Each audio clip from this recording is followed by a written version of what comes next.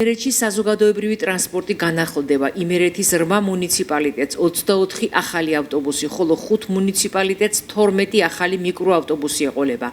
ახალი საზოგადოებრივი ტრანსპორტის შესაძენად ცენტრალურმა შემსყიდველმა ორგანომ 2 ტენდერი გამოაცხადა. ქვეყნის მასშტაბით 77 ახალი M3 ტიპის საქალაქო ავტობუსიდან იმერეთის რეგიონში ჭიათურას 8, სამტრედიას 4, საჩხერეს 3, ხარაგაულს 3, თერჯოლას 2, ხონს 2, ზესტაფონსა და ტყიბულს თითო ავტობუსი გადაეცემა. ავტობუსების შესაძენად ტენდერის საერთო ღირებულება 32 მილიონ ლარს აჭარბებს. რაც შეეხება მიკროავტობუსებს, ჯამში 78 ახალი მიკროავტობუსიდან იმერეთში მიკროავტობუსები გადაეცემა ზესტაფონისა და ტყიბულის მუნიციპალიტეტებს 3-3, ხოლო ბაღდადის, სამტრედიისა და ვანის მუნიციპალიტეტებს 2-2. შესყიდვის სავარაუდო ღირებულება 12 მილიონ ლარამდეა. ახალი სატრანსპორტო საშუალებები თანამედროვე ტექნიკური და უსაფრთხოების სტანდარტების შესაბამისად იქნება აღჭურვილი. შეგახსენებთ, ზესტაფონში M3 ტიპის 3 საქალაქო ავტობუსი დაახლოებით 2 წელია მოძრაობს.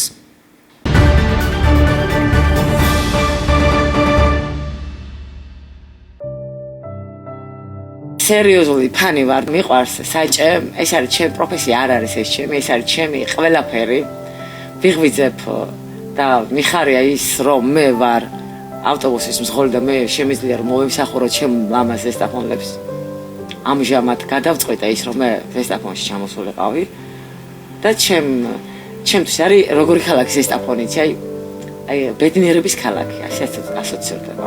მივიღეს გადაწყვეტილება, ძალიან ბედნიერი ვარ, ძალიან კმაყოფილი ვარ, აი ესეთ გადააჭარბა, აი მართლა მე რასაც ველოდებოდი, აი ყველა მოლოდის გადააჭარბა ზესტაფონლების სითბომ, ამათმა დახვედრამ, არ ვიცი, მართლა შოქში ჩამაგდო, ყველა გაჩერებაზე, ტროტუარებზე, არ ვიცი, აი ავტობუსებიდან, მანქანებიდან, სადაც ტრანსპორტი არსებობს, ყველა მხრიდან არის ჩემთან მოსალმება, სიყვარული, ღიმილიანი სახეები, ძალიან ბევრი გამოხმაურება კომენტარებში სიყვარული და სითბო და ძალიან ბედნიერი ვარ ამით.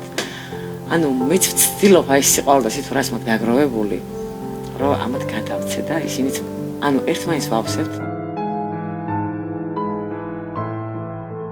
მამა წარმოშობით ხარაგაულელი მყავს, ბაბუა ოწე კეკნაძე ხარაგაულში იყო ერთ-ერთი პირველი ავტობუსის მძღოლი, საუკეთესო პიროვნება. და ალბათ გენეტიკამაც გადმოიხარა ჩემსკენ. მომეცა ეს ბედნიერება და მე ამაყება, რომ მე მის შვილიშვილი ვარ და ეს გენი ჩემსკენ გადმოიხარა. 10 დღიანი კურსები გავიარე, ჩაიბარეს, გამოსtildeა მან პროფესიონალ მძღოლებმა, უფროსობამაც, გადაგვამოწმა, ბოლოს ჩავაბარე გამოჩნდა, დარწმუნდნენ ჩემ პროფესიონალიზმში და მეც აღმოჩნდი აი ესეთ ბედნიერი ლაღი თქვენს ავტობუსის მძღოლი. მითხრეს წარმატებები მწვანეზე გევლოთ და დანარჩენი რაც მე შემეხება, სიყვარული, ყურადღება, პატივისცემა, სიფრთხილე, ეს ყველაფერი ჩემია და ვფიქრობ გავართვებ ამ ყველაფერს თავს. ჩემი მაღაზია მაქვს და ესე იგი ძალიან მინდა ხოლმე ის 2 დღე გავიდეს, რომ ავტობუსისკენ გამომივართო. დგები ისეთი ბედნიერი და მადლობას ვეუბნები უხავს, რომ ძალიან ბედნიერი ვარ თქო. არ ვიცი, აი ეს ამხელა ბედნიერება და ენერგია მოზღვავებით როგორ მოდის, ეს იმიტომ მოდის ხალხის სიყვარულიდან გამომდინარე. მე ასე ვფიქრობ, იმიტომ რომ მე ასეთ თბილად არ მივეღე. დარწმუნებული ვარ, ჩემი ისიც შეიძლება და რა თქმა უნდა. დილას გამოვდივარ კვალითის დასახლებიდან, ავდივარ თაბუკაშვილზე, ჩამოვდივარ ქალაქზე და ისევ კვალითში. და ეს დღეში 16 ჯერ ხდება. დიახ, ეს დღეში 16 ჯერ ხდება. 16 ჯერ და რამდენი წუთი და რამდენი წამი ბედნიერი სახეები. ზოგადად ძალიან მიზანდასახული ვარ. რასაც დავისახავ, ის აუცილებლად ვაკეთებ და ზუსტად იქ მოვხდი, სადაც უნდა ვიყო.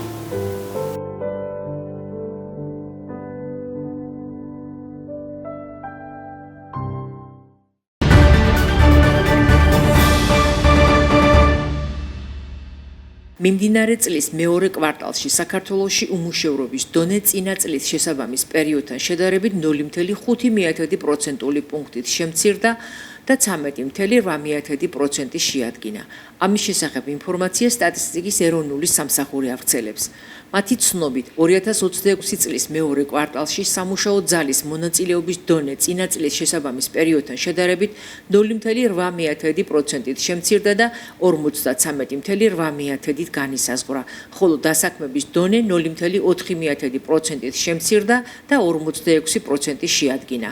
სამუშაო ძალის მონაწილეობის დონე ქალაქის ტიპის დასახლებებში 0.8%-ითაა შემცირებული, ხოლო სოფლის ტიპის დასახლებებში 0.7%-ით. დასაქმების დონე ქალაქის ტიპის დასახლებებში გაზრდილია 0.2%-ით, ხოლო სოფლის ტიპის დასახლებებში შემცირებულია 1.4%-ით და შესაბამისად 46.7%-ს და 45% შეადგენს. 2026 წლის მეორე კვარტალში წინა წლის შესაბამის პერიოდთან შედარებით დაქირავებულთა წილი დასაქმებულთა საერთო რაოდენობაში უცვლელი დარჩა და 69% შეადგინა, აღნიშნულია საქსტატის ანგარიშში. 2026 წლის მეორე კვარტალში წინა წლის შესაბამის პერიოდთან შედარებით დასაქმების დონე ქალებში შემცირებულია 0.9%-ით, ხოლო კაცებში გაზრდილია 0.2 პუნქტით, წერია ანგარიშში.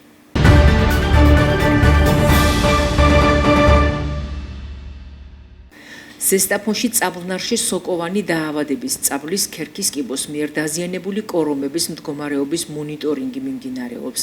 როგორც ტყის მოვლა აღდგენის დეპარტამენტის უფროსი დათა კობახიძე ამბობს, დაავადება განსაკუთრებით ინტენსიურად დასავლეთ საქართველოში გვხვდება.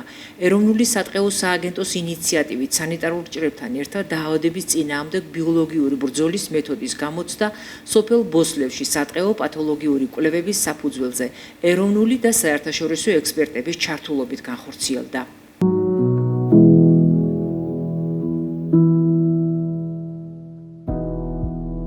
ჩვენ ახლა ვიმყოფებით ზესტაფონის მუნიციპალიტეტში, სოფელ ბოსლევის მიმდებარედ. უნდა აღინიშნოს, რომ აღნიშნულ ფართობზე წაბლის კორომი საკმაოდ რთულ მდგომარეობაშია. გამომდინარე იქიდან, რომ კლიმატის ცვლილების ფონზე განსაკუთრებით გააქტიურდა ეგრეთ წოდებული წაბლის კიბო, რომელიც სოკოვან დაავადებას წარმოადგენს და ძალიან დიდ პრობლემას უქმნის წაბლის ხეებს. უნდა აღინიშნოს, რომ წაბლის ხეები წითელი ნუსხით დაცული სახეობაა, შესაბამისად ეროვნული სატყეო სააგენტო მუდმივ რეჟიმში ცდილობს და ახორციელებს ღონისძიებებს, რათა მინიმუმამდე დაიყვანოს ამ წაბლის კიბოს დაავადების გავრცელების რისკი. ასევე უნდა ითქვას, რომ კლიმატის ცვლილების ფონზე ისევ გამოჩნდა ინვაზიური სახეობა წაბლის მეგალე, რომელიც მწერია და პირდაპირ საფრთხეს უქმნის წაბლის, ესე ვთქვათ, ამონაყარს, წაბლის ფოთლებს, წაბლის კვირტებს და საერთო ჯამში წაბლის ნაყოფს ხმოიარობას. ყოველივე ზემოაღნიშნულის გათვალისწინებით ეროვნული სატყეო სააგენტო მუდმივ რეჟიმში ახორციელებს მონიტორინგს და გეგმავს გარკვეულ ღონისძიებებს, რათა მინიმუმამდე იქნას დაყვანილი წაბლის ხმობა. შესაბამისად, ერთ-ერთი აუცილებელი ღონისძიება საინტარული ჭრის განხორციელება. ტერიტორიიდან მაქსიმალურად გამოდის დაზიანებული ხეები, ზეხმელი ხეები, შედეგად ვიღებთ ჯანსაღ კორომს და მიმდინარეობს ტერიტორიაზე მონიტორინგი, რათა სამომავლოდ საჭიროების შემთხვევაში დაიგეგმოს აღდგენის ღონისძიებები. ზესტაფონის მუნიციპალიტეტში წაბლნა კორომში გავეცანით არსებულ ვითარებას. მე-19 საუკუნიდან საქართველოში შეინიშნება წაბლის ხმობის ფაქტები, განსაკუთრებით ეს არის თვალშისაცემი დასავლეთ საქართველოში. ეს არის გამოწვეული წაბლის ქერქის კიბოთი, რასაც დაემატა მავნებელი მწერიც. აღნიშნული წინააღმდეგ ყველაზე ეფექტურ საშუალებად ითვლება სანიტარული ჭრები, ბუნებრივი გარემოდან დაავადებული ხეების ამოღება, ამავდროულად ბიოლოგიური კონტროლის მექანიზმიც აქტიურად გამოიყენება.